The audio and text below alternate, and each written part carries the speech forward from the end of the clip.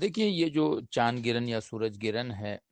اس کے بارے میں شریعت نے ہمیں جو بات بتائی ہے وہ یہ ہے کہ حضور صلی اللہ علیہ وسلم کی اولاد حضرت ابراہیم رضی اللہ عنہ کا انتقال ہوا، تو اس دن سورج گرہن ہوا تھا یا چاند گرہن ہوا تھا، تو لوگوں نے کہنا شروع کر دیا کہ چونکہ ابراہیم کا غم جو ہے وہ حضور صلی اللہ علیہ وسلم کو بھی ہے، لہٰذا وہ غم ان کو بھی ہوا ہے، سورج کو یا چاند کو۔ تو آپ علیہ الصلوۃ والسلام نے فرمایا کہ ان الشمس والقمر آیتان من آیات اللہ لا یخسفان لموت احد ولا لحیاتی، یہ اللہ کی نشانیوں میں سے ایک نشانی ہے جو کسی کے جینے سے، کسی کے مرنے سے اس پر کوئی اثر نہیں پڑتا۔ اللہ اپنی نشانیاں، اپنی قدرت دکھاتے ہیں،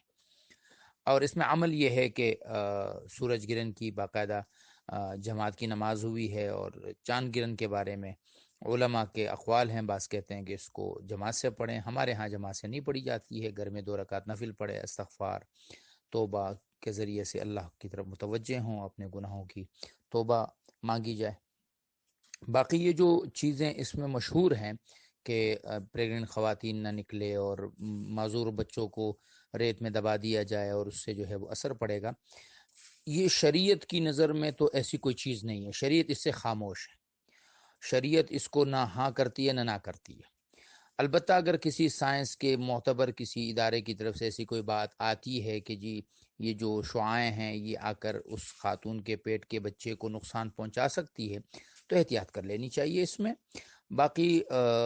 مطلقاً یہ چاند گرہن جو ہے، یہ جیسے اب ایک یہ پوسٹ یہاں پر ہے کہ جی وہ چھری کانٹے کا استعمال نہ کرے جس سے جو ہے وہ بچے کے ہونٹ پہ کٹ لگے گا، یہ بات اب تھوڑی سی جو ہے وہ درست معلوم نہیں ہوتی، لیکن اگر وہ جو شعاعیں ہیں وہ براہ راست عورت کے پیٹ پر اثر انداز ہو سکتی ہے، اور سائنس اور ڈاکٹر نے اس کو